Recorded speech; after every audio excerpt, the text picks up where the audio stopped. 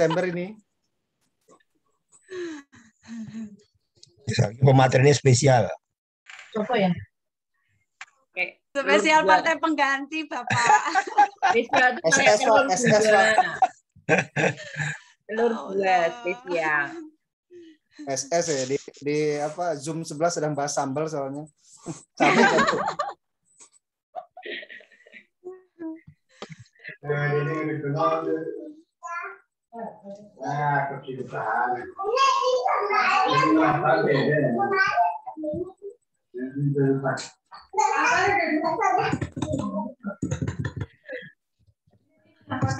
Meriah sekali Mas Amin. Oh, suara keponakan Ibu. Pada ngumpul ya di di Amin tempat ya. Mas Amin tuh. Iya, lagi Kemana? kesini kakak.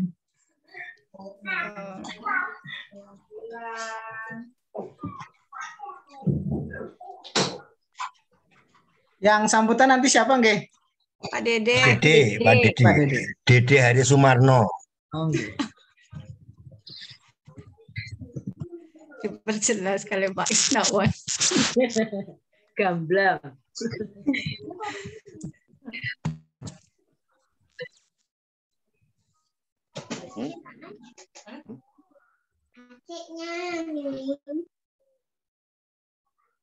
Itu di mana sih?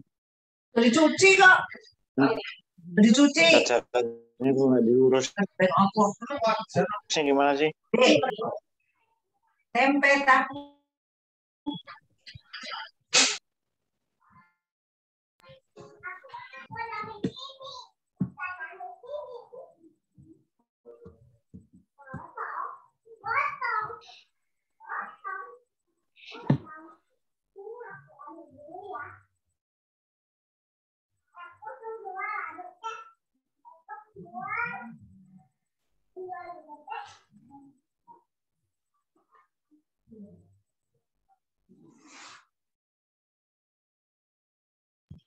Oh, ini udah direkam sama Mbak Dila ini. Oh, iya. Kita mulai saja nggih, Pak? Atau Ayo, gimana? boleh. Nggih, baik. Mulai udah banyak yang ikut. Yuk. Oh, nggih. Bismillahirrahmanirrahim. Baik Bapak Ibu jamaah sekalian, kita mulai nggih. Bismillahirrahmanirrahim. Assalamualaikum warahmatullahi wabarakatuh. Waalaikumsalam warahmatullahi wabarakatuh. Innal hamdalillah nahmaduhu wa nasta'inu wa nastaghfiru wa na'udzu billahi min shururi anfusina wa min sayyiati a'malina may yahdihillahu fala mudilla lahu wa man yudlil fala hadiya lahu. Asyhadu an la ilaha illallah wahdahu la syarikalah wa asyhadu anna Muhammadan abduhu wa rasuluhu la nabiyya ba'da amma ba'd. Pertama-tama marilah kita selalu senantiasa mengucapkan puji syukur kita kepada Allah Subhanahu wa taala. Alhamdulillah pada malam hari ini kita masih diberikan kesehatan dan juga kesempatan untuk kita mengikuti kajian yang alhamdulillah pada kesempatan ini sudah ke 347 nggih, 347. Semoga kajian kita pada malam hari ini akan mendapatkan berkah dari Allah Subhanahu wa taala. Amin. Salawat beserta salam mari kita selalu senantiasa ucapkan kepada baginda Nabi besar Muhammad sallallahu alaihi wasallam. Semoga kita mendapatkan syafaatnya nanti di yaumul qiyamah. Amin amin ya rabbal alamin. Bapak Ibu jamaah yang kami hormati, pada pengajian pada malam hari ini insyaallah kita akan mendapatkan ilmu nih dari Mbak Anita nih yang insyaallah nanti akan share kaitannya dengan bagaimana temanya kaitannya dengan pulih-mulih, tanda titik ada 3 ini nanti yang akan di-share sama beliau. Sebelum materi yang nanti akan diberikan oleh pemateri pada malam hari ini, ada susunan acara yang perlu kami sampaikan. Yang pertama adalah pembukaan, yang kedua nanti sambutan, yang ketiga penyampaian materi ataupun ceramah, yang keempat diskusi, dan nanti yang terakhir yang kelima penutup. Baik Bapak Ibu jamaah sekalian, mari kita buka pengajian kita pada malam hari ini dengan sama-sama membaca basmalah bersama-sama. Bismillahirrahmanirrahim. Selanjutnya kami mohon kepada Bapak atau Ustadz Dede Hari Sumarno untuk memberikan sambutan pada malam hari ini. Pada beliau kami persilahkan.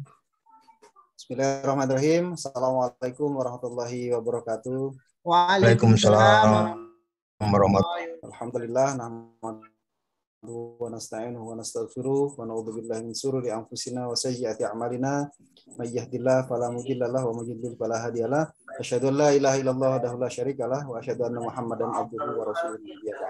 Allahumma shalli wa sallim wa barik ala nabiyyina Muhammadin wa ala alihi washabihi ajmain. Amma ba'd. Kami hormati Ustaz Muhammad Isnawan, kami hormati Ratna Yunita, pemateri kita pada malam hari ini, yang berarti Mas Amin dan Bapak Ibu hadirin jamaah Zumiyah Muhammadiyah with you yang dirahmati Allah. Alhamdulillah pada malam hari ini kita bisa kembali menyimak mengikuti seri ke-347 tadi sampaikan Mas Amin, seri yang sudah panjang ya.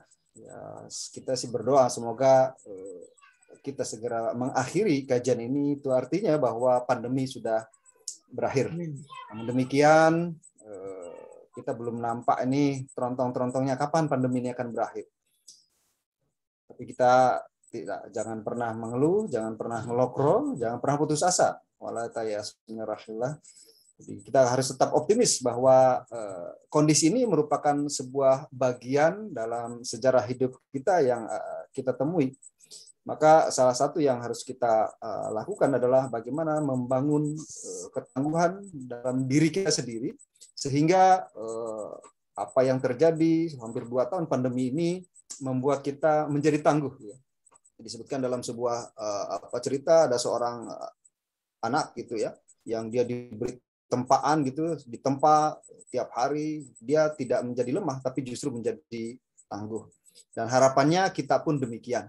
Kita tahu bahwa ini adalah sesuatu yang tidak mudah, sesuatu yang melelahkan, yang menjemukkan. Bagaimana kita harus terus seperti ini selama bertahun-tahun, sudah hampir 2 tahun. Namun kita yakin bahwa ini adalah skenario terbaik yang diberikan Allah kepada kita. Dengan demikian, dengan penuh rasa syukur, maka insya Allah akan timbul resiliensi dalam diri kita, sehingga apapun yang kemudiannya akan terjadi, kita sudah siap menerimanya. Dan kita akan mendengarkan materi yang sangat spesial dari Mbak Nita, pulih kemudian mulih. Maksudnya apa ini nanti gitu ya? Apakah karena sudah pulih terus mulih gitu Pak Is ya? Ya kita berharap ya bagi teman-teman yang sedang dalam kondisi di karantina segera pulih, mulih begitu ya. Ya karena dengan harapan-harapan itu maka insya Allah kemudian tumbuh semangat ya. Kalau tidak bisa mulih terus terus ngelih malah gitu ya. Nah, kalau malam hari ini Mbak Anita kita akan dengarkan ya seperti apa sih materinya, ini misteri ya. Misteri pulih dan mulih itu seperti apa. Mudah-mudahan kita semua bisa mengambil ibrah dari ini, bisa mengambil pelajaran dari ini. Terima kasih Mbak Nita atas kesediaannya. Materinya selalu spesial dengan judul-judul yang tidak bisa diduga. Saya Mas Amin jujur tidak bisa menduga apa nanti isinya begitu. Mari kita unboxing apa itu pulih mulih. Terima kasih. Nasrul minallah wa qarib. Assalamualaikum warahmatullahi wabarakatuh. Waalaikumsalam warahmatullahi wabarakatuh. Terima kasih banyak Ustadz Dede Harismano yang telah menyampaikan sambutan pada malam hari ini. Baik Bapak Ibu jamaah sekalian, langsung saja kita persilahkan kepada Ibu Ratna Yunita Setiani, MC psikolog. Dalam hal ini beliau akan menyampaikan kaitannya dengan yang tadi yang disampaikan oleh Ustadz Dede, pulih mulih. Nah, kepada beliau Mbak Nita kami persilahkan. Terima kasih Mas Amin. Iya. Yang saya hormati dan saya muliakan Pak Isnawan, Pak Dede, Mama Ria, kemudian Pak Satria, Bu Ekorini yang mungkin hadir juga di sini, saya nggak tahu nggih. Dan Bapak Ibu sekalian, para jamaah Zumiyah edisi 347 ya Mas Amin ya? Benar ya, 347. 347 itu angka, iya benar kan? 347 itu angka spesial karena 7 itu 3 ditambah 4. 347 kan. Dan itu adalah Oke. Bapak Ibu mohon di-mute ya. Dan 347 itu Pak Dede dulu pernah jadi nomor PIN saya itu, PIN ATM. dulu, tapi dulu zaman saya kuliah. udah Jadi ganti. saya nggak nyangka ternyata dipertemukan kembali dengan 347 malam ini. Ada apa dengan 347? Walau alam bisawab. Tapi ini angka misterius ini. Angka yang sangat berkesan begitu. Dan semoga nanti ilmunya juga bisa membuat kesan. Artinya adalah semoga termasuk sebagai ilmu yang bermanfaat ya Bapak Ibu sekalian. Saya di sini sebagai partai pengganti, spesialis partai pengganti, sama seperti Dokter Ida kemarin, nggih. Jadi karena hari ini saya kesulitan untuk mendapatkan pembicara dan beberapa pembicara yang diharapkan juga tidak bisa untuk mengisi, sehingga tadi jam 2:30 itu saya masih belum dapat pembicara, Bapak Ibu sekalian. Jadi mohon izin. Saya menyampaikan di sini bukan berarti apa, saya artinya siap. Sebenarnya saya juga masih belajar dan terus belajar, jadi nanti mohon koreksi ketika misalnya menyampaikan materi nanti ada hal-hal yang mungkin perlu dikoreksi atau didiskusikan. Begitu, saya mohon izin share screen deh, Bapak Ibu sekalian. Mungkin bisa ini dulu, Bapak Ibu. Menurut Bapak Ibu, dari judul saya ini, muleh itu apa, nggih? Monggo bisa menyampaikan di kolom chat. Menurut Bapak Ibu, puleh dan muleh ini apa menurut persepsi Bapak Ibu gitu? Tadi Pak Dede menyampaikan kalau ini kayaknya misteri ini. Saya nggak tahu nanti misterinya seperti apa ini ya. Mari kita belajar bersama. Mas Amin, Dek Amin, menurutmu pulih itu apa? Walaupun kamu orang Jawa ya, Dek. Iya. Apa itu pulih? Pulih berarti sehat, nggih. Pulih sehat. Ya, sehat. Boleh? Pulang. Oh, jadi kalau udah sehat pulang gitu. Pulang ya. Persepsinya kemana ini? Kalau udah sehat pulang ini kemana ini persepsinya, Dek? Rumah, dari shelter. Rumah. Dari shelter ke rumah. Oke, itu mungkin apa? Itu persepsi yang tidak salah juga. Tetapi sebetulnya nanti saya akan mencoba membawa lebih jauh lagi ke ranah psikologi begitu, nggih. Oke, itu perkenalan tadi nggak usah ini apa? Nggak usah saya sampaikan. Kita ke poinnya saja. Jadi 2020 itu mulai muncul pandemi ya, Bapak Ibu sekalian. Dan kita ketahui bersama banyak bidang yang lumpuh. Bidang ekonomi lumpuh. Kemudian income atau pemasukan juga lumpuh. Tetapi sebetulnya ada satu bidang yang di situ justru berkembang pesat ya Pak Isnawan, bidang kesehatan. Walaupun mungkin tenaga kesehatan sangat kewalahan dalam hal ini, tetapi banyak inovasi-inovasi yang akhirnya tercipta selama adanya pandemi COVID-19 ini. Nah, tapi di balik itu semua, apakah kita itu sehat mental selama ini gitu, selama pandemi ini? Karena kasus-kasus yang masuk secara psikologi banyak sekali. Kemarin kasus terakhir yang saya terima di shelter Unisa, menjadi tim psikolog di shelter Unisa, itu kasus yang muncul adalah kecemasan ya Bapak Ibu. Jadi karena di shelter Unisa alhamdulillah terjadi penurunan kasus yang luar biasa ya Pak Isnawan ya. Kemarin kan tinggal 3 orang ya yang ada di shelter. Jadi karena shelternya besar, Bapak Ibu bisa bayangkan ada 4 lantai di shelter Unisa. Kemudian penghuninya itu kan satu kamar itu 1 orang. Saya termasuk penyintas dulu pernah masuk ke sana. Waktu itu saya di kamar 306 begitu. Saya di lantai 3 waktu itu. Tetapi waktu itu di lantai 3 pun itu masih ramai ya. Ada sekitar mungkin 8 orang di lantai 3 itu. Nah sekarang kondisinya lantai 4, lantai 3, lantai 2 itu kosong. Yang isi hanya lantai 1. Dan itu hanya 3 orang. Jadi bisa dibayangkan bagaimana perasaan para penyintas yang ada di sana dan kemudian kenapa mereka sampai merasakan kecemasan yang luar biasa. Bahkan karena kecemasan itu ada yang kemudian malah menjadi diare. Jadi diarenya bukan karena gejala COVID-nya, tetapi karena kondisi kecemasannya yang tidak bisa di-manage begitu. Nah, sehingga muncul diare, lalu kemudian muncul muntah-muntah, lalu kemudian tidak bisa tidur. Jadi harapannya di shelter itu kan istirahat dengan lebih nyaman, gitu nggih, supaya juga tidak membuat terpapar yang di rumah. Harapannya kan seperti itu, tetapi ternyata kenyataannya tidak begitu. Malah kemudian membuat gejala-gejala psikologisnya muncul. Sehingga yang terjadi apa? Yang terjadi justru malah membuat gejala psikologis tadi mempengaruhi fisik. Nah, ini yang dinamakan psikosomatis. Nanti kita akan melihat kok bisa sih gitu, separah itu. Nah, ini dampak psikologi selama pandemi ini kalau diurut-urutkan, karena manusia itu tempatnya mengeluh ya. Jadi apa-apa mengeluh begitu. Makanya MCCC kemarin ketika bikin buku itu ada Reclaim Your Soul, berhenti mengeluh, mulailah bergerak gitu. Jadi buat apa ngeluh terus? Karena ngeluh itu juga capek gitu ya, Bapak Ibu sekalian. Jadi reclaim your soul gitu. Apa itu?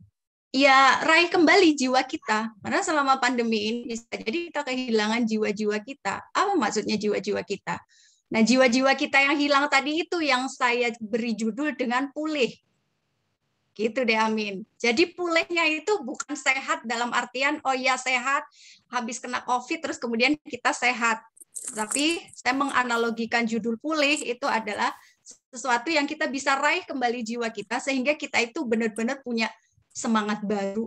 Jiwa yang mungkin tidak baru, tetapi jiwanya itu seperti terisi lagi dengan cinta, dengan motivasi, dengan rasa sayang, dengan perhatian yang mungkin kita jadi lebih memperhatikan diri kita, misalnya begitu. Nah, itu yang saya juduli dengan pulih. Nah, mulainya gimana? Mulainya nanti ya. Ini biar jadi misteri dulu ya. Oke, kemudian ketika sebelum pandemi itu kan sebenarnya kita membaca berita itu seperlunya saja. Tapi selama pandemi itu karena kita dibuat cemas tadi ya, justru kita kan orang cemas itu kan malah ibaratnya pengen tahu lebih banyak. Nah, pengen tahu lebih banyak kalau itu berkaitan dengan berita-berita atau informasi, itu kan biasanya kalau Bapak Ibu mersani HP atau membuka HP, kemudian mencari di Google itu ya. Misalnya kita ketik COVID-19, maka yang keluar kan banyak ya. Nah, misalnya di Amin tuh, cari COVID-19, nanti yang keluar kan banyak. Ketika kita baca satu artikel COVID-19, di dalam artikel COVID-19 itu nanti akan ada tinta yang mungkin itu tidak berwarna hitam seperti tulisan artikelnya, tapi ada yang warnanya merah, ada yang warna hijau, nanti itu adalah judul artikel lain tentang COVID-19. Biasanya kita skip atau malah kita pengen baca? Biasanya kita malah pengen baca, oh ada apa lagi nih dengan COVID? Berita yang di artikel itu kan biasanya ditulisnya juga tidak lengkap. Nah, kemudian kita pengen baca itu lagi. Begitu itu kita baca, yang terjadi seperti itu lagi di dalam berita yang kita baca. Ada artikel lain lagi yang menarik untuk dibaca. Biasanya judulnya dikasih bombastis. Tapi isinya tuh sebetulnya tidak memuaskan kita sama sekali. Dan biasanya hanya berita yang diulang-ulang. Tapi otak kita itu karena tadi pengen tahu, jadinya itu kita ulang lagi. Sehingga itu menimbulkan yang namanya ada satu gejala yang kemudian waktu Hari Kesehatan Mental Sedunia tahun kemarin, itu oleh Rumah Sakit Sarjito diangkat sebagai satu tema khusus karena itu memang membuat kita merasa semakin cemas dan meresahkan, bahkan sampai muncul gangguan tidur, Bapak Ibu sekalian. Jadi di situ dinamakan sebagai doom scrolling. Nah, pernah dengar deh Amin doom scrolling? Belum pernah, Mbak. Oh, belum pernah, baru sekarang ya. Ya. Oke. Mungkin dari Bapak Ibu sekalian ada yang pernah mendengar atau ada yang pernah mungkin melihat YouTube-nya dari Rumah Sakit Sarjito itu, atau mungkin pernah mendengar juga ulasannya begitu. Nah, doom scrolling itu adalah satu apa ya? Kalau kita bilang gangguan, bisa ngarahnya ke gangguan karena nanti ketika kita melakukan sesuatu yang berulang, kita scroll secara terus-menerus tadi, yang kita dapatkan informasi yang tidak membuat kita puas, tetapi kita pengen cari lagi, bahkan mungkin kita dibikin tidak tidur. Harusnya misalnya tidur jam 10 malam, kita masih ngedum scroll terus. Nah, itu makanya dinamakan doom scrolling. Maka dia bisa memunculkan gangguan tidur. Karena baca terus tadi jadi gangguan tidur. Begitu beritanya bikin deg-degan, maka kemudian muncul gejala fisik yang lain, Bapak Ibu. Kecemasan itu diawali dengan biasanya detak jantung kita meningkat dengan tajam. Jadi kalau kita udah merasa deg-degan, coba diraba detak jantungnya. Kalau terjadi peningkatan detak jantung, maka berarti bisa jadi kita sedang mengalami cemas. Tapi mungkin kecemasan itu tidak menjalar ke tubuh yang lain. Tapi ada orang yang begitu detak jantungnya meningkat, itu tiba-tiba kemudian menjadi kepalanya pusing. Atau kemudian setelah detak jantung meningkat, muncul keringat yang tidak bisa dikendalikan. Akhirnya perutnya menjadi mules. Jadi baca berita bisa bikin perut mules gitu. Lama-lama tidak bisa tidur. Nah, itu gangguan-gangguan psikologi yang diakibatkan oleh kebiasaan untuk akses informasi tadi dengan ngedoom scrolling tadi. Seperti itu. Nah, banyak hal yang terjadi dari sebelum hingga pandemi ini ada gitu nggih. Yang dulunya kita optimis dengan rencana-rencana masa depan, begitu ada pandemi COVID-19, kita jadi khawatir nih jangan-jangan nih gitu. Jangan-jangan apalagi anak-anak sekolah ya, anak-anak kuliah gitu kan nggih, Bapak Ibu sekalian. Terus besok mau kerja apa ini kalau selama pandemi yang nggak jelas sampai kapan ini? Terus kerjanya gimana ini? Dulu kan kita membayangkan yang namanya kerja itu ya pasti mengarah pada satu tempat, kemudian ada aktivitas bergerak, kita menuju ke tempat itu. Nah, begitu kondisinya pandemi, yang terjadi justru bisa jadi kerja itu di rumah masih pakai daster gitu, nggak sejauh-jauh saya sendiri gitu, Bapak Ibu. Kadang-kadang itu karena gemes gitu, mahasiswanya itu ya nggak buka kamera gitu. Terus dosennya akhirnya kadang-kadang juga terikut gitu. Mahasiswanya kok kayak gini. Nah, itu kan mempengaruhi kita ya. Mempengaruhi kita bagaimana? Karena tangki cinta kita itu perlu diisi. Gitu. Tangki cinta kita itu yang menggerakkan kita untuk punya semangat supaya apa ya? Supaya pulih tadi.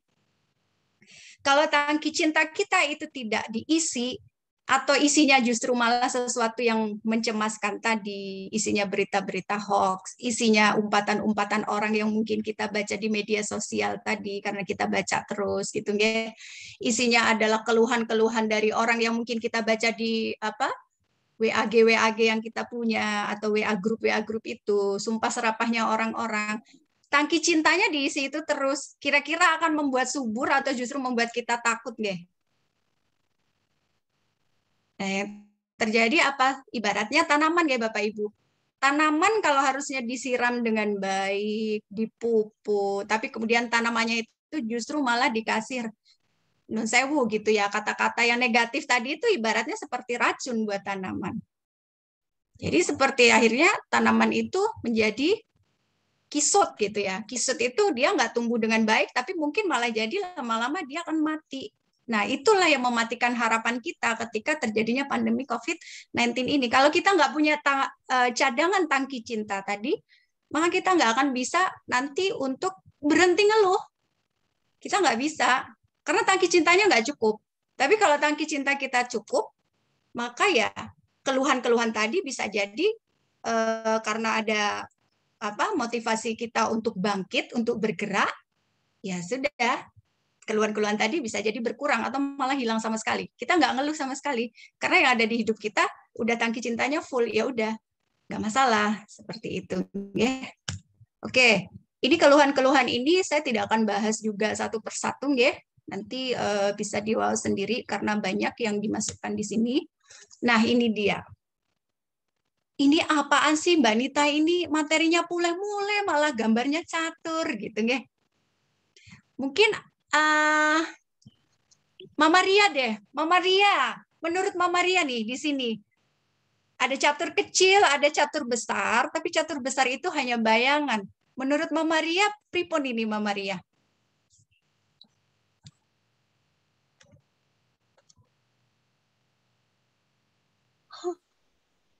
Kok lamun? Mama Ria, apakah Halo. Ya, halo Mama Ria. Oke. Maaf. Ya Mama Ria. Ya, siap. Apa apa ya? Yang lain dulu aja deh. Oh, ya baiklah. Oke, siap Teteh Mama Widya. Ria. Oke. Oke. Kalau gitu mungkin Mbak Anis aja deh. Mbak Anis, Assalamualaikum. Alhamdulillah, silaturahim di sini. Mbak Anis Sophia.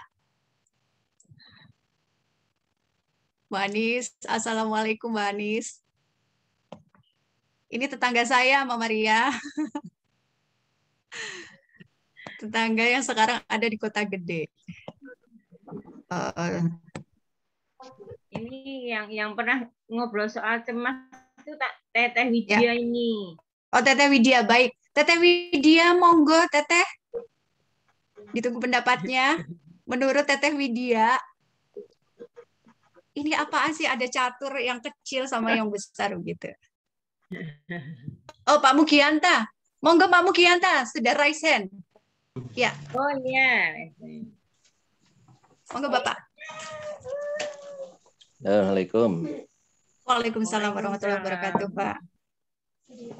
Jadi sebenarnya masalah itu kecil ya, tapi karena cemas itu jadi bayang-bayang besar. Ilustrasinya begitu. Jadi orang cemas itu sebenarnya bisa menambah masalah. Sebenarnya dengan satu hal itu bisa kita selesaikan dengan majunya pion, tapi harus seorang raja yang maju. Jadi mestinya hanya persoalan kecil, tapi yang maju orang besar ya. Jadi mestinya kita bisa melihat sebuah masalah itu ya dinamika kehidupan, dan kehidupan terus dihadapi. Maka sebuah kecemasan itu nanti akhirnya berdampak pada psikis, jadi malah menjadi penyakit hati nantinya. Dan memang sebagai orang Muslim itu kalau berserah diri, kemudian istighfar itu, insya Allah cemas jadi hilang karena sejuk. Begitu pendapat saya. Terima kasih. Matur nuwun Pak Mugianta. Wah, ini sepertinya besok Bapak bisa jadi narasumber ini. Nanti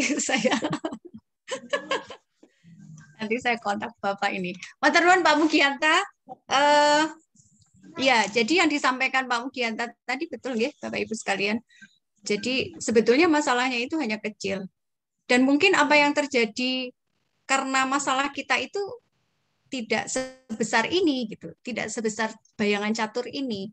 Tetapi karena kita diliputi rasa cemas, nah perasaan cemas ini membuat kita punya persepsi yang tidak-tidak, punya pikiran yang tidak-tidak. Tidak-tidaknya bagaimana? Biasanya diawali dengan jangan-jangan nanti gini ya, jangan-jangan gitu. Jangan-jangan ketika nanti aku misalnya ketika aku nggak bisa tidur, jangan-jangan terus. Padahal ketika kita berpikir bahwa kita tidak bisa tidur, itu semakin kita tidak bisa tidur. Sama halnya ketika kita dalam Bapak. Itu jadi aslinya sama bayangannya beda itu kenapa ya? Nah, ini perumpamaan Pak, kalau wow Pak. Berarti perumpamaan. Bayangannya bukan dari aslinya toh. Betul Pak. Jadi kan itu diciptakan sendiri bayangannya karena perasaan cemasnya beres. Betul Mama Ria. Jadi bayangannya itu kan jadi rasanya masalahnya itu kalau bahasanya anak-anak gaul itu segede alaihim gitu Pak katanya. Padahal kan sebetulnya masalahnya tadi itu hanya kecil. Tapi karena kita itu sudah merasa diliputi perasaan cemas tadi, kita nggak bisa berpikir jernih. Oke Pak. Pak Ismarianto badhe pangandikan Pak.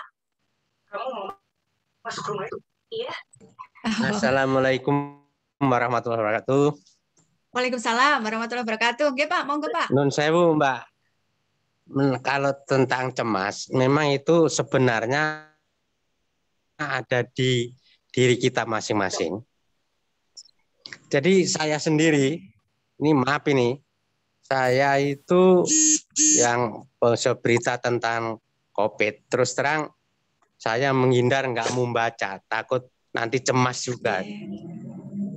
Jadi lebih baik saya percaya bahwa Allah akan melindungi kita. Nah, dengan cara ya kita terutama ya kalau bisa sholat fardu selalu di masjid, zikir dan sebagainya, minta perlindungan dari Allah itu.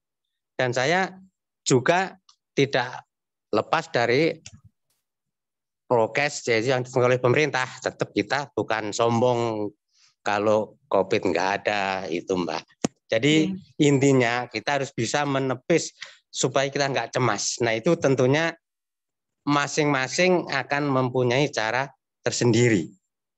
Saya kira itu, Mbak. Terima kasih. Assalamualaikum warahmatullahi wabarakatuh. Waalaikumsalam warahmatullahi wabarakatuh. Matur nuwun Pak Ismarianto. Jadi Bapak Ibu sekalian yang disampaikan oleh Pak Ismarianto kalau wau betul, tidak salah. Nah, menikah di dalam psikologi dinamakan dengan coping stress.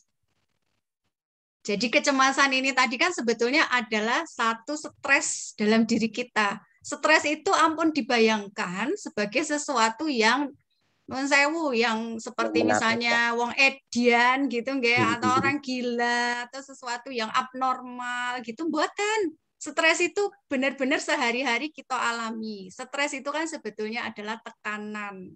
Tekanan apa? Tekanan terhadap masalah yang kita hadapi.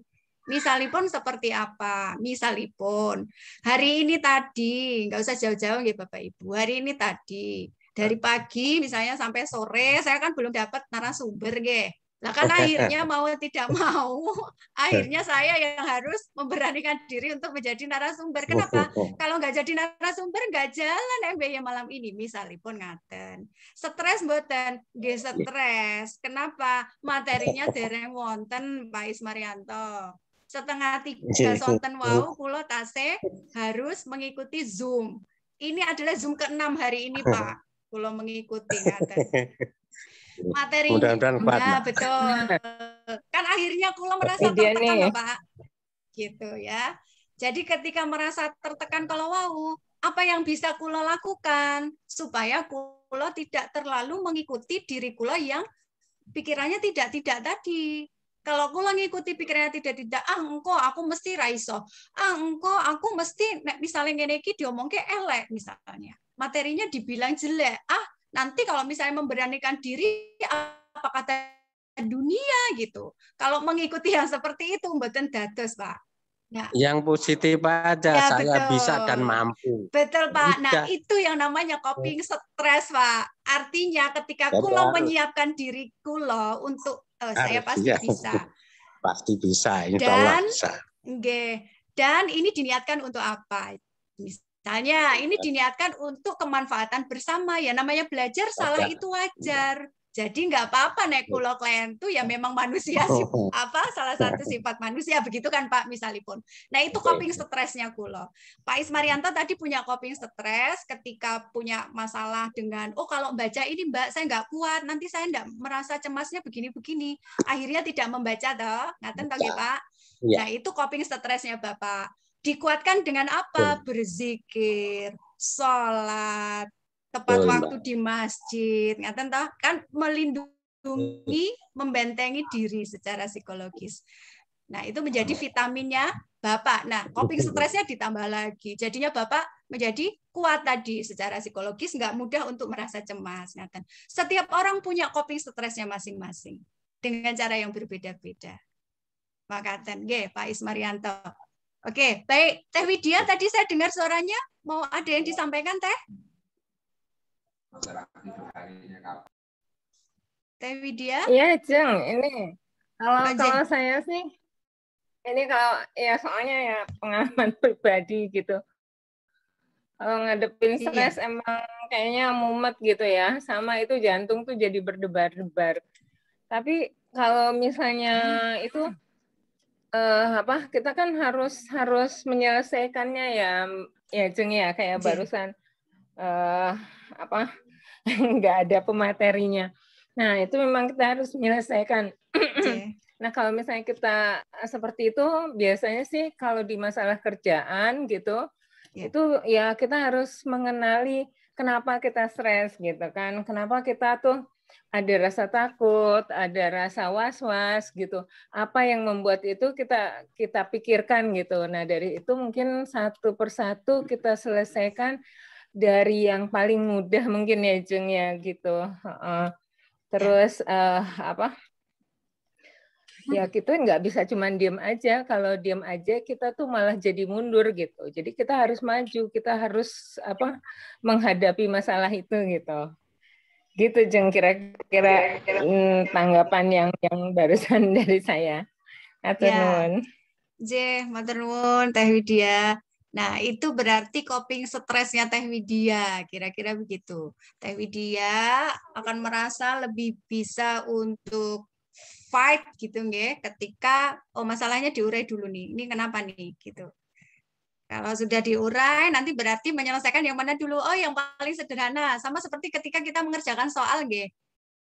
Kan ketika kita mengerjakan soal itu kan ada yang memilih mengerjakan soal yang paling mudah dulu supaya soal yang paling sulit nanti menjadi yang belakangan. Kalau sudah paling mudah tumbuh moodnya, maka kemudian yang paling sulit, sesusah apapun nanti akan bisa dikerjakan. Tapi ada juga yang memilih tantangannya justru yang sulit dulu, begitu Teh Widya. Karena mungkin adrenalinnya jadi akan lebih ini nggih terpacu. Nah, maka kemudian yang mudah itu tadi wah tinggal kayak kayak bukan beban lagi begitu. Jadi masing-masing orang punya coping stresnya masing-masing. Cara menghadapi stresnya berbeda-beda. Dan itu kembali pada kebiasaannya masing-masing. Kadang-kadang kebiasaan ini juga diturunkan dari orang tua kita, nggih. Secara tidak sadar kita melihat bagaimana orang tua kita itu dalam menyelesaikan masalah dan itu terinternalisasi di dalam diri kita. Misalipun dulu mungkin Bapak Ibu kita ketika menyelesaikan masalah mungkin gitu nggih, ada yang marah-marah gitu. Nah, kita itu mungkin juga masih terbawa untuk menyelesaikan masalah dengan marah-marah. Tanpa sadar sebenarnya kita menginternalisasi nilai-nilai dari Bapak Ibu kita dulu gitu. Kira-kira seperti itu nggih, Bapak Ibu sekalian. Oke. Pak. Izin, Pak. Iya, Nggih, monggo Bapak. Pak Dr. Asep, monggo silakan. Asep dari Pontianak, Mbak. Iya, jauh. Bapak. Selamat. Iya, terima kasih sudah bergabung Pak jauh-jauh dari Pontianak. Iya, karena seru banget, menarik untuk ikutan.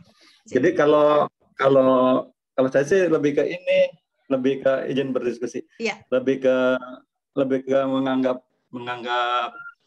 yang stres cemas itu hal yang harus disyukuri karena itu reaksi alami tubuh ya. Allah kasih seperangkat gitu ya, kasih perangkat perlindungan diantaranya adalah hormon-hormon stres. Jika dia ada tekanan dia jadi cemas. Nah, dengan cemas itu bisa mengingatkan kita untuk lebih berhati-hati dan waspada gitu. Misalkan kalau COVID takut gini-gini, nah kita jadi cemas, lalu kita jadi mengikhtiarkan yang maksimal sebelum bertawakal gitu. Nah itu menjadi hal yang mengganggu kalau cemasnya itu dapat awalan dan akhiran kecemasan gitu. Nah itu udah nggak normal lagi, itu yang harus ditata laksana kalau menurut saya gitu. Kalau cemas mah itu hal yang harus disyukuri, kita bersyukur ada pengingat dari Allah, harus berhati-hati nih gitu. Maka lakukanlah ikhtiar yang maksimal, pakai prokes dengan disiplin gitu, lalu kemudian berdoa, lalu kemudian bertawakal deh gitu kalau menurut saya. Terima kasih Pak Dr. Asep dari Pontianak. Iya, jadi sama seperti mungkin ketika kita mengalami sesuatu, itu kan ketika kita ada alarm di rumah, itu akan lebih mudah untuk kita mengenali apakah misalnya ini mesti diturutin ataukah ini cukup sampai di sini gitu ya. Jadi kecemasan itu betul, memang itu adalah sebuah pertanda. Ada sesuatu yang mungkin sifatnya mengancam atau tidak nyaman untuk kita. Nah, sehingga muncul yang namanya detak jantung meningkat tajam. biasanya bukan gejala apa, tanda-tanda pertama yang mudah kita kenali adalah begitu, deg-degan begitu ya Bapak Ibu sekalian. Jadi kalau misalnya mungkin bisa ini kali Mbak, iya, bedakan antara cemas dan kecemasan gitu. Kalau cemas sih secara alamiah kan, reaksi alamiah, memang ada yang mengaturnya di dalam. Kalau ada ada sesuatu yang sekiranya itu menjadi sesuatu yang harus ditata laksana. Ketika berlebihan menjadi sebuah kecemasan, itu akan menjadi gangguan anxiety gitu. Iya, Bapak Ibu, kalau yang namanya cemas itu alarm tubuh tadi satu buah peringatan terhadap diri kita yang itu datangnya memang ya dari Allah gitu. Nah, sehingga nanti manajemennya tergantung kita gitu nggih. Apakah kemudian kita mengikuti perasaan tadi yang sesuatu yang secara fisik ditandai dengan deg-degan tadi. Nah, kalau kita mengikuti itu berarti kita tidak bisa memanage gitu. Nah, kalau kita tidak bisa memanage, maka muncullah kecemasan tadi yang akhirnya mengarahnya ke sakit perut, kemudian ke pengen pipis yang nggak bisa dikontrol, misalnya begitu ya Bapak Ibu, atau keringat dingin yang tiba-tiba muncul di zaman yang lain gitu. Nah, tapi kalau dia bisa kita handle atau bisa kita lalui dengan tadi beberapa cara yang kita lakukan yang disebut sebagai coping tadi, maka ya kecemasan itu nanti lama-lama akan hilang. Sama tentang materi hari ini, karena ya tadi tidak persiapan dengan baik, misalnya begitu. Waktu awal mau berbicara itu deg-degan nggak Mbak Nita ya? Deg-degan gitu ya, deg-degan. Tapi begitu sudah ngomong itu kadang sampai lupa waktu gitu misalnya. Ya, nah itu artinya kecemasannya sudah nggak saya rasakan tadi. Jadi dia kita untuk ini caranya ya. Milton Alexander melepas dan menahan itu trans gitu. Nah itulah waktu yang tepat untuk berdoa sehingga menjadi sugesti diri gitu, sedang gitu. Itu kan menahan cemas, menahan ketakutan. Nah itu ucapkan pada diri sendiri, saya pasti bisa berbicara dengan baik. Saya adalah public speaker yang keren gitu. Nah itu saya biasa melakukan itu cukup efektif sih, sudah. Jadi jangan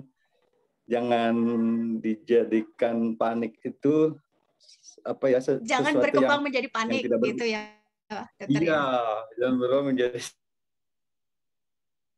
coba kepanikan gitu. Justru itulah waktu yang mustajab untuk berdoa gitu. Kan kalau misalnya kalau orang yang sering dinista, dijalimi, doanya itu makbul. Nah begitu juga demikian ketika kita menahan rasa cemas itu, kita berdoa, saya baik dalam era COVID nih senantiasa cemas gitu.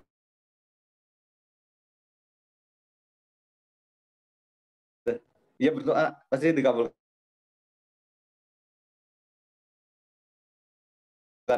Nah, lanjutkan hidup ini gitu kayaknya. Dan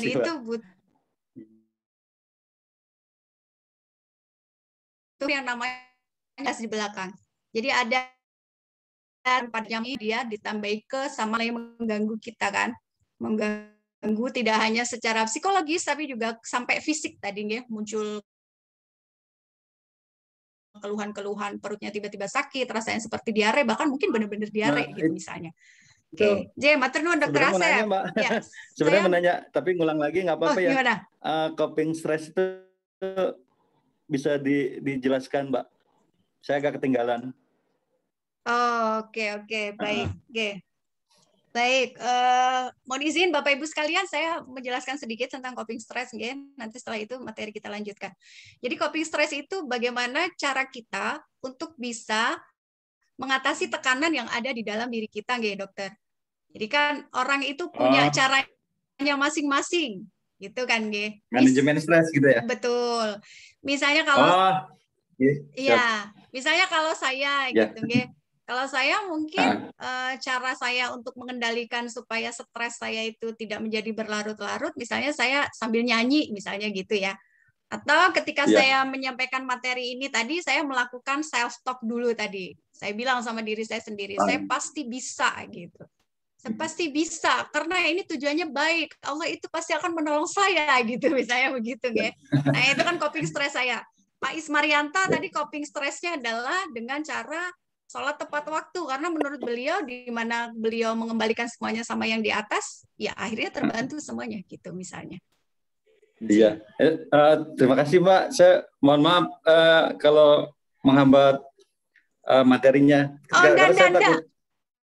Saya takut ketinggalan. Saya takut ketinggalan bahasan karena lagi sambil kerja garda depan ini. Oh siap, J. Ya, nggak apa-apa Pak. Ya, nanti di grup. Oke, J, baik. Ya, J, tidak apa-apa. Intinya adalah pokoknya ini kita belajar bersama ya Pak. Saya juga mohon dikoreksi nanti kalau ada apa yang kurang pas disampaikan.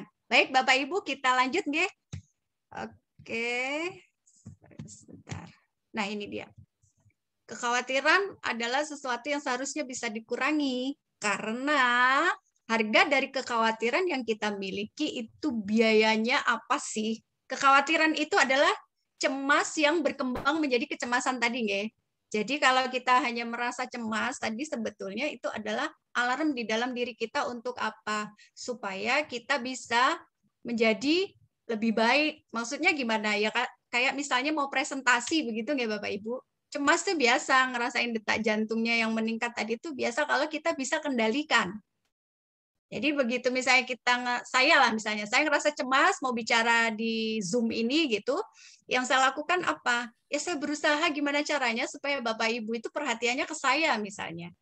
Saya berusaha untuk suara saya harus seperti apa supaya nanti maksimal sampai pada Bapak Ibu. Kemudian materi harus saya persiapkan dengan cara bagaimana misalnya begitu. Nah, itulah yang tadi dinamakan dengan coping stress tadi nggih. Jadi ketika ketika cemasnya saya tadi bisa saya atasi, ya udah berarti sekarang saya ngomong sudah biasa aja. Cemasnya sudah pergi gitu. Dan dia tidak menyisakan sesuatu yang membuat saya dredeg lagi gitu. Tapi kalau cemas tadi tidak bisa saya handle dengan diri saya sendiri, nggak bisa saya manage, maka yang terjadi apa? Mungkin sekarang ini saya dredeg gitu, ngomong mungkin saya jadi salah-salah. Kemudian materi yang mau disampaikan jadi bulat aja, misalnya begitu. Nah, itu berarti kecemasan. Apalagi sampai misalnya saya ngerasain perut saya jadi kok sakit ya, saya kok jadi pengen pipis terus ya, gitu. Nah, itu berarti sudah berkembang ke kecemasan. Apalagi ditambah nanti malam mungkin saya nggak bisa tidur hanya karena, saya kok ngerasa tadi saya membawakan materinya sangat jelek sekali ya, misalnya. Sampai nggak bisa tidur, sampai kemudian saya mikir banget gitu, sampai keringat dingin, dan lain sebagainya. Nah, itu berarti berkembang ke kecemasan. Kecemasan ini yang kemudian membuat kita merasakan sangat khawatir ini ya, kekhawatiran ini. Kekhawatiran ini bisa membuat apa? Menghabiskan energi dan pikiran kita. Kenapa? Seperti catur tadi, nggih, Bapak Ibu. Kita tuh mikirnya terlalu jauh. Berpikir bahwa kejadian di depan itu nanti jangan-jangan gitu. Jangan-jangannya tuh tapi difikirkannya terlalu jauh sehingga diumpamakan catur kecil tadi jadi catur yang sebesar itu gitu. Kemudian catur tadi putih bayangannya jadi hitam pikiran. Pandemi COVID-19 misalnya. Kemarin waktu di awal ketika saya belum terpapar COVID gitu nggih Bapak Ibu, saya ngerasa bahwa wah, kalau kena COVID ini saya nggak tahu deh, nun sewu gitu misalnya, apakah saya memang masih bisa bertahan atau saya bagaimana ini gitu. Nah, kalau saya mengikuti pikiran saya yang tidak tadi, bisa jadi energi saya habis hanya untuk memikirkan hal itu tadi. Tetapi ketika saya fokus pada bagaimana saya menyelesaikan masalah saya, artinya ketika saya diliputi rasa khawatir, kemudian saya bisa melakukan sesuatu yang itu adalah sesuatu yang bergerak, maka pikiran yang negatif tadi akan berkurang ketika saya melakukan aktivitas yang bergerak tadi. Nah, sehingga saya tidak terfokus untuk memikirkan hal-hal yang tidak-tidak. Mungkin bisa dibantu dengan banyaknya teman yang saya punya, yang saya merasa mereka bisa support saya, misalnya. Saya telepon ke teman-teman atau teman-teman telepon ke saya. Kemudian mungkin di tengah-tengah ketika saya di shelter, ya, waktu itu tidak saya dengan maksud sudah beristirahat, fokuskan pada proses penyembuhan saya jam-jam tertentu gitu. Buka WA misalnya, kemudian ada teman, gimana nih kabarnya, misalnya kayak itu membuat saya cinta saya tankin Devi, Bapak Ibu, itu tanpa kemudian kadang ada yang gimana nih kalau sekarang kamu batuk enggak, masih sakit enggak, dan yang nanya gitu. Nah itu saya merasa terganggu, sudah ada embel-embelnya. Tetapi kalau di situ, Nit gimana kabarnya, hari ini sudah lebih baik kan, misalnya begitu. Itu rasanya energi atau vitamin buat saya gitu. Nah sehingga tadi ya kita harus bisa memilah. Kalau Teh Widya memang betul kita milah dan memilih mana yang perlu kita pikirkan, mana perlu kita akses, dan mana yang tidak. Sekali lagi ketika kita dalam kondisi yang defisit defisit energi, kemudian memang waktunya kita untuk istirahat, kok kita masih memaksakan diri untuk mempermasi yang kurang baik, untuk dia akhirnya menghabiskan. Sebetulnya kan kalau seperti kuota lah, sekarang ada wifi gitu, kita beli bisa habisin di awal kayak kan, jadi agak lemot gitu ya. Kemudian kesehatan tubuh jelali, karena yang istirahat kita pakai untuk berpikir, tidak tadi, dan juga habis ke tangan badannya juga, semuanya jadi kesehatan tubuh kita gitu. Bahas nggih mengalami tadi ya, bisa jadi mungkin nafsu banyak saya hati gitu nggih, oleh dukungan psiko MCCC. Kami punya layanan Bapak Ibu sekali yang membutuhkan begitu ya, atau tetangga konseling online. Kami di PMCCC berikan nanti nomor di akhir itu nggih ketika saya jawab. Jadi ketika Bapak Ibu bertanya, saya bisa share telepon adminnya, dan kita memberikan layanan gratis ini untuk misalnya Mbak Anis pengen konsul, sekali konsul belum bisa dikeluarkan itu, kemudian pengen konsul bisa sama konsul dan kami beri gratis. Psikolog dari Perguruan Tinggi Muhammadiyah se-Indonesia yang membantu di layanan dukungan psikologi ini. Jadi bagi Bapak Ibu kan monggo dan mengakses gitu ya. Oke. Nah, ini kaitannya dengan judul yang kedua tadi kan pulih. Pulih itu arti kita pulih dari sesuatu yang membuat kita tadi kadang disibukkan dengan energi kita kurang, kemudian kita merasa bahwa itu kok ngelerus tadi gitu nggih. Nah, itu artinya kita pulih. Itu tadi ya, bisa mengosongkan diri kita sesuatu yang membuat kita tidak bermakna, bikin kita capek sendiri, itu pulih maksudnya. Jadi bukan hanya ketika kita di shelter sembuh, artinya kita pulas itu. Di sini arti kita betul-betul bisa memaknai sesuatu tadi dengan ngarang. Saya punya buku dari Usep Badruzzaman. Di sini tuliskan, dia menulis tentang yang di setiap hari sebagai tersisa, tetapi kemudian karena itu bermakna sama diri kita sendiri. Hari ini berapa? Indonesia ini kalau kita bicara dengan konsep kebahagiaan begitu ya Bapak Ibu, Indonesia itu menduduki ranking ke-8 dari 140 negara. Oke, apa ini namanya? Jadi negara katanya merasa bahagia itu mana sih gitu ya. Nah, Indonesia itu ada di urutan yang ke-80 ya. Jadi masih 8 kita 80, Kongo, China dan terusnya. Oke. Jadi lumayan ya Bapak Ibu, kita ada di tengah-tengah. Nah, ini yang dituliskan di slide ini adalah konsep kejadian-kejadian hidup yang bisa dimaknai sebagai sesuatu yang tidak membahagiakan. Saya menyampaikan dimaknai ya. Karena kalau kata Pak Usep Badruzzaman tadi, aku memilih bahagia. Gitu. Dan kejadian-kejadian hidup ini membutuhkan adaptabilitas yang tinggi. Mulai dari kematian orang terdekat, kita tahu selama kondisi pandemi COVID ini, berapa banyak selama saya mendengarkan pengajian Muhammadiyah with You saja itu hampir setiap narasumber selalu menyampaikan setiap hari ketika di rumah ada pengumuman orang meninggal berapa banyak, misalnya begitu. Cenaynya udah bisa nebak. Kalau Mbak Nita, rekan saya, dengan anak pertama itu saya tidak bisa, anak saya dibacain buku melakukan sesuatu yang untuk apa? Saya menekan ke diri saya ketika saya supaya saya dan saya nggak nular itu yang harus saya tekankan dalam diri saya untuk salah satu coping yang saya lakukan untuk mindfulness. Saya merasakan dari bau seperti apa, kemudian saya bahkan sampai meraba itu tempat seperti apa, sedang betul Bapak Ibu. Saya rasakan betul. Konsep mindfulness itu adalah membawa kita menuju kesadaran pada now and here. Jadi kalau misalnya saya sekarang lagi berada di depan laptop ini, saya bisa merasakan misalnya, oh laptop saya ini kok sudah agak panas ya. Misalnya begitu. Oh enggak, intonasi suara saya ini masih kenceng ya. Oke, berarti saya masih punya cukup energi untuk bisa sampai misalnya nanti jam 9 gitu. Kemudian, oke, saya nggak dalam keadaan batuk, berarti saya kira-kira cukup nih energinya sampai nanti, misalnya begitu. Oh, saya bisa merasakan ya, kenapa ya tangan saya kok misalnya dingin, atau tangan saya kok jadi panas ya, ini kenapa ya? Itu adalah konsep mindfulness. Jadi saya menyadari betul, saya sekarang lagi ngapain, saya sadar betul. Saya pegang apa saja, dan Bapak Ibu bisa melakukan hal yang sama nggih, di tempat masing-masing. Bapak Ibu bisa merasakan apa benda-benda terdekat dari Bapak Ibu sekalian, sehingga kita itu dalam tidak buru-buru, tidak hanya karena kejar waktu ini dan itu, sehingga kadang-kadang kita melupakan maknanya, kita melupakan rasanya, rasa dalam tanda kutip, rasanya melakukan ini itu apa sih, gitu. Nah, bagaimana kita punya konsep bahagia tadi, kalau misalnya segala rasa yang kita lakukan itu seperti halnya rutinitas hidup sehari-hari, seolah-olah seperti robot, sarapan, kerja, pulang, mandi, tidur, sarapan, kerja, pulang, mandi, tidur. Apa rasanya? Hidup rasanya tawar aja. Bagaimana kita akan memperoleh sebuah konsep kebahagiaan kalau kita sendiri tidak pernah menyadari apa yang terjadi dengan diri kita.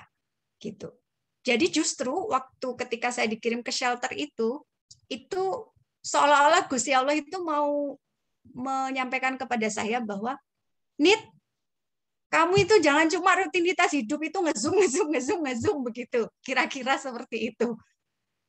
Kamu tuh punya hidup yang sebenarnya kamu bisa nikmati dengan apa? Dengan kamu menyadari apa yang kamu lakukan. Misalnya salah satunya seperti itu Bapak Ibu. Dan saya akhirnya menjadi sadar betul.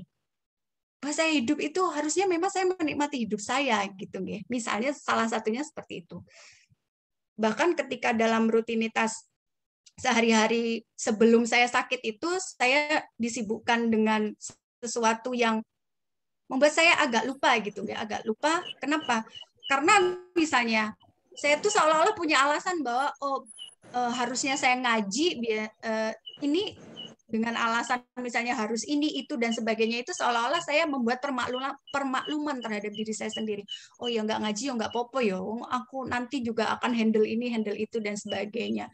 Nah itu, dalam diri saya tuh kayak ada kesombongan terhadap urusan dunia semuanya. Nah itu diwelehke sama Gusti Allah gitu. Oh kamu itu memang harus dikasih sakit, Nit. Kamu kalau nggak sakit itu kamu nggak ngerti gitu. Jadi rasanya saya tuh seperti diwelehke dalam artian tuh diusap lembut gitu ya sama Gusti Allah, Nit, eleng gitu. Saya memaknai begitu Bapak Ibu. Saya mencoba mindfulness dengan diri saya sendiri sambil saya juga merasakan bahwa oh iya ternyata semakin kesini tuh saya kok semakin kurus ya gitu misalnya. Sampai menyadari segitunya. Nah itu. Jadi perpisahan mau dimaknai bahagia atau tidak, itu tergantung kita. Makanya tadi kalau Pak Ismarianto mengatakan di awal bahwa, Mbak, ketika saya nggak baca berita itu, saya nggak apa-apa. Saya nggak merasa kehilangan momen kok. Itu konsepnya beliau gitu. Mungkin dengan begitu beliau merasa bahagia. Sama halnya dengan saya tadi misalnya. Saya kehilangan momen untuk tidak membaca pesan-pesan yang di dalam HP saya, Bapak Ibu, ada 200 grup lebih di sini. Dan banyak grup yang misalnya meminta konseling apa dan sebagainya. Saya istirahatkan dulu. Saya punya keterbatasan. saya juga harus sembuh dulu. Kemarin Dokter Ida mengatakan, Bapak Ibu, kalau kita mau bantu orang lain, bantu diri kita sendiri dulu. Ketika kita di pesawat, kita harus masang dulu oksigen, misalnya pesawat dalam kondisi yang darurat gitu ya, oksigen harus dipasang untuk kita sendiri dulu supaya kita bisa bantu orang lain dengan maksimal. Sama dengan diri kita gitu. Kalau kita tidak menyembuhkan diri kita dulu, kita nggak noto diri kita dulu untuk bisa mulai, untuk bisa bahagia tadi, gimana kita bisa membahagiakan orang lain dengan baik. Kalau kita nggak selesai dengan masalah kita, ketika kita mau bantu orang lain punya masalah yang sama dengan kita, malah kita yang kesedot, malah kita yang nangis, malah kita yang nggak bisa kayaknya ngebantu dia, kok rasanya seperti aku bercermin sama diriku sendiri. Karena ada sesuatu yang nggak selesai dengan diri kita. Gitu. Jadi mau masalah apapun di sini, seperti misalnya tertimpa penyakit berat, diberhentikan dari kerja, penyesuaian di sekolah baru, dan lain sebagainya semuanya. Yang namanya perubahan yang itu sifatnya dari luar kan kita tidak bisa mengendalikan. Yang bisa kita kendalikan adalah cara kita menyikapi perubahan itu. Bukan cara kita bagaimana supaya perubahan itu tidak terjadi. Kita nggak bisa, Bapak Ibu. Seperti itu, Oke. Nah, jadi terhadap perubahan kita harus apa? Ya fokus sama kekuatan kita. Jangan fokus sama kelemahan kita. Di shelter tadi misalnya, kalau saya fokus sama kelemahan saya apa? Saya nggak bisa dampingin anak saya, sedih. Semakin saya sedih, imun saya tambah turun. Saya nggak bisa melakukan kerjaan-kerjaan saya, terus nanti gimana? Tambah numpuk, tambah ruwet nggak pikiran saya? Semakin terbebani, imunitas saya tambah turun. Saya nggak bisa bantuin anak-anak saya, bahkan suami saya harus meliburkan diri di rumah. Saya mau bebani suami saya dong. Saya ini istri macam apa misalnya? Semakin itu terbebani, semakin turun lagi imun saya. Semakin turun terus, saya mau sembuh kapan gitu. Jadi saya menggunakan kekuatan saya. Kekuatan yang digunakan seperti apa misalnya? Ketika saya sedang di shelter itu,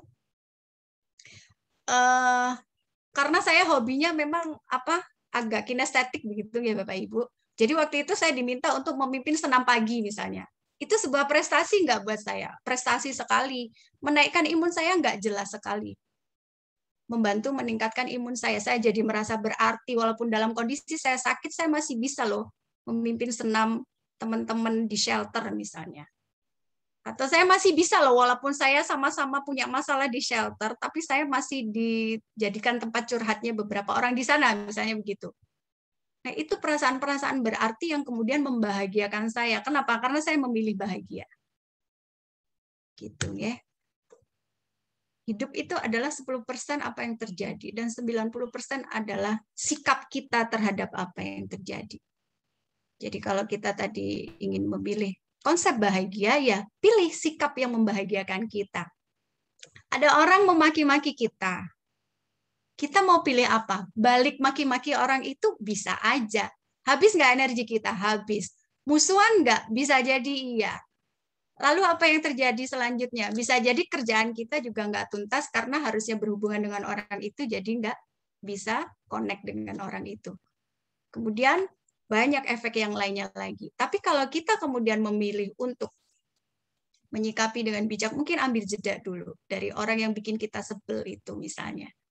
Kemudian ya sudah, profesional aja. Kalau masalah kerjaan, ngapain bawa-bawa urusan pribadi misalnya begitu. Kenapa Mbak kok bisa begitu? Saya pribadi, saya memilih bahagia. Saya nggak mau ribut sama orang. Kalau memang itu masalah kerjaan misalnya, ya sudah, gimana pun caranya, dialihkan dulu, itu ditaruh dulu tadi. Ditaruh dulu. Saya menyadari betul saya harus bekerja, saya punya tanggung jawab apa, balik lagi konsep mindfulness gitu. Karena hidup kita itu bukan ditentukan tadi oleh apa yang terjadi di luar, tapi sebenarnya kita bisa menentukan sendiri dengan sikap kita ini yang dibuat bagaimana. De Amin, saya masih berapa lama lagi ya De Amin? 3 menit lagi Mbak. 3 menit lagi, baiklah. Iya, 3 menit lagi, akan saya sampaikan yang ini saja kalau gitu, 3 menit lagi. Jadi kita perlu yang namanya supaya kita bisa bertahan dengan segala sesuatu masalah apapun. Ini memang mudah nggih Bapak Ibu, mengucapkannya mudah, tetapi saya mencoba untuk menerapkan ini dan itu berhasil pada diri saya. Ada 3 kata magic untuk menjadi modalitas resiliensi. Mbak Nita, opo to kuwi resiliensi, nggak usah susah-susah toh. Resiliensi itu adalah daya tahan kita terhadap stres. Bunda Indati, mohon nanti diluruskan, Ge, kalau misalnya mungkin dalam menyampaikan tentang resiliensi ini ada yang perlu dikoreksi. Jadi daya tahan kita terhadap stres itu mau dibikin daya tahannya seperti apa? Apakah seperti bola bekel? Begitu kita dapat masalah, kayak kita itu sedang ditaruh di bawah, tetapi ketika masalah itu kita hadapi dengan I am, I have, I can, I do, maka yang terjadi lentingannya itu justru lebih tinggi. Seberapapun orang ingin misalnya, bukan seberapapun orang ya, tapi seberapapun masalah yang dihadapi, itu akan membuat kita semakin melenting tinggi. Itu kira-kira gambaran dari daya tahan terhadap stres. Nah, gimana caranya punya daya tahan? Ya tadi, kita punya modal di dalam diri kita, resiliensinya kita adalah coping stres tadi. Maka kita harus kenali diri kita, begitu ya Bapak Ibu, kira-kira I am, apa sih? Saya paham diri saya.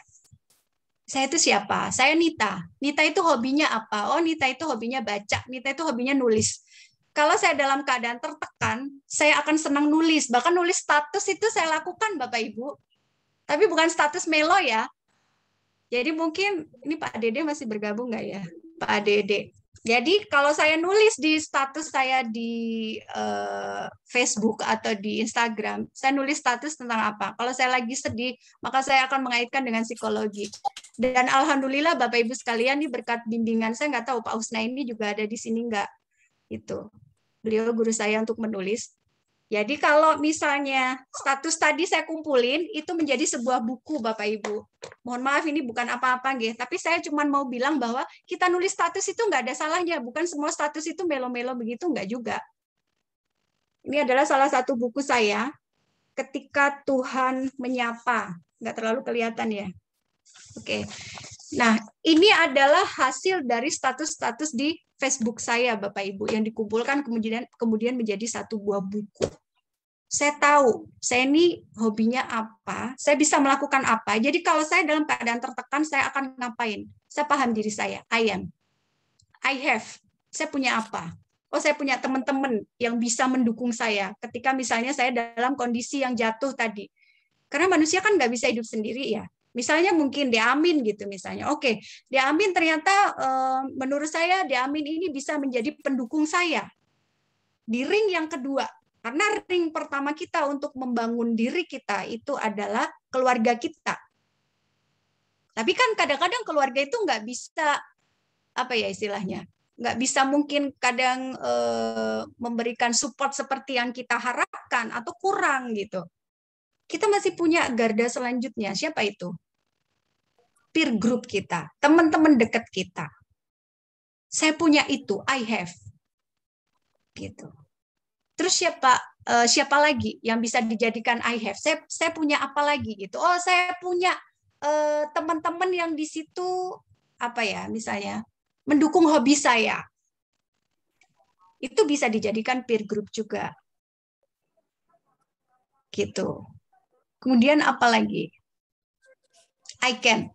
Kalau saya sudah ngerasa yakin, saya punya kemampuan ini, saya punya teman-teman yang seperti ini, saya bisa lakukan sesuatu. Saya nggak cuma berdiam diri.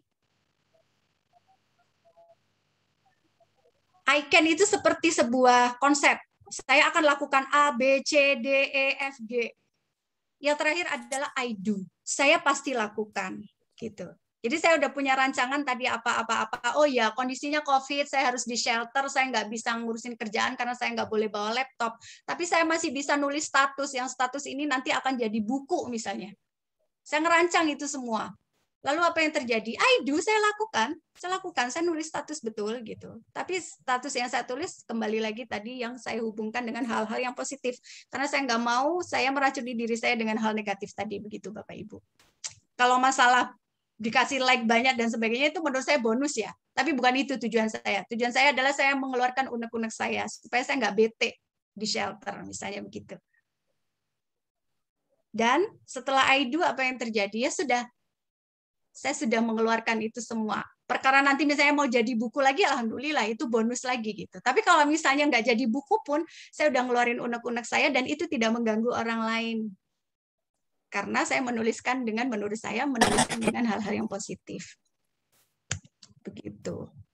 Oke, saya rasa begitu nggih, De Amin. Karena waktu, Bapak Ibu sekalian, mohon maaf tidak bisa disampaikan semua. Dan mungkin ada satu metode lagi yang mau saya bagi ke Bapak Ibu sekalian. Kemarin saya habis nulis, mohon izin, saya menyampaikan, kemarin saya habis nulis di kompas.com, begitu nggih. Itu tentang bagaimana kita menenangkan diri kita ketika dalam kondisi yang kadang-kadang mungkin kita tuh ya pengen nangis banget, nggak bisa ngapa-ngapain dulu, terus gimana gitu. Kita bisa lakukan yang namanya butterfly hug, Bapak Ibu sekalian. Jadi posisinya seperti ini. Jadi kita kayak memeluk diri kita sendiri. Terus nanti ditepuk-tepuk ringan gini. Sambil ya kepalanya begini boleh. Dengerin musik yang paling asik gitu boleh. Tapi musiknya instrumental gitu ya. Sambil kayak kita memeluk diri kita sendiri, sambil nangis-nangis nggak apa-apa. Itu akan menyenangkan kita. Gitu. Dan kita belajar mencintai diri kita dengan menghormati pilihan kita, berikan yang terbaik, apresiasi segala pencapaian kita, abaikan semua suara yang tidak mendukung kita. Itu akan menguatkan kita. Kira-kira begitu, Bapak Ibu sekalian, mohon maaf jika banyak hal yang mungkin membuat kurang nyaman, kurang berkenan. Semoga manfaat dan ambil yang baik-baik saja. Saya kembalikan kepada De Amin, silakan. Oke, terima kasih banyak Mbak Nita telah sharing kaitannya dengan ilmunya, kaitannya dengan pulih-mulih yang disampaikan tadi. Ya. Oh, baik, ada satu pesan sponsor di akhir. Oh, ya. Promosi. Ini ada buku, Bapak Ibu sekalian. Maaf ya De Amin, karena ini punya MCCC. Ya. Jadi Bapak Ibu sekalian yang ingin mendapatkan jiwanya kembali tadi, boleh-boleh sekaligus menyumbang ya, karena 30% dari penjualan buku ini akan diberikan kepada Lazismu untuk membantu para korban COVID.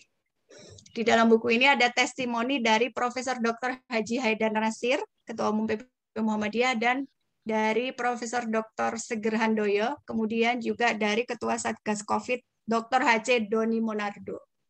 Jadi bagi Bapak Ibu yang ingin memesan, ada bisa menghubungi nomor admin di sini. Monggo silakan. Harganya 80.000 dan sekali lagi 30%-nya akan disumbangkan kepada Lazismu. Begitu. Oke, dan monggo kalau ini promosi kayak Dokter Ida aja. Tapi follower saya tidak sebanyak Dokter Ida nggih, Bapak Ibu sekalian. Karena tidak banyak waktu untuk bisa IG live karena kesibukan yang lain. Jadi monggo yang mau follow IG atau FB saya ada di sini. Saya rasa begitu. Terima kasih, De Amin. Monggo silakan. Oke, matur nuwun Mbak Anita. Baik Bapak Ibu jamaah sekalian, langsung saja bagi Bapak Ibu jamaah sekalian yang ingin bertanya, boleh melalui atau raise hand ataupun melalui di room chat.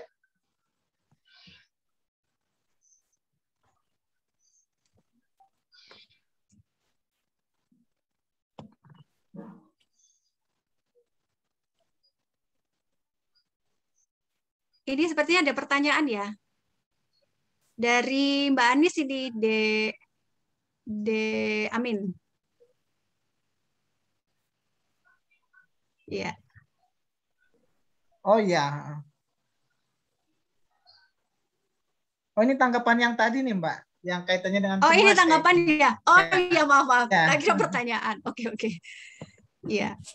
Mungkin karena udah malam ya. Jadi, Bu Aisyah, pada pangandikan Ibu. Iya. Assalamualaikum Bu. Waalaikumsalam warahmatullahi wabarakatuh. Luar biasa. Anak wedok ini sukses lanjut. Saya menyimak dari tadi sambil liar-liar. Susah ya, Nit. Matur nuwun Inje Ibu. Beliau ini guru saya, dosen saya waktu S1 dulu angkatan 99 di Fakultas Psikologi UGM, Bapak Ibu. Matur nuwun Bu Aisyah Indati, Masya Allah diluangkan untuk mengikuti. Sami-sami. Sehat selalu Ibu. Ini mahasiswa saya yang terpinter ini. Iya, matur nuwun, saya juga baru saja sekolah COVID kok. Sudah sehat. Alhamdulillah. Alhamdulillah. Enje. Dengan tinongang ya Bu Aisyah. Monggo. Monggo.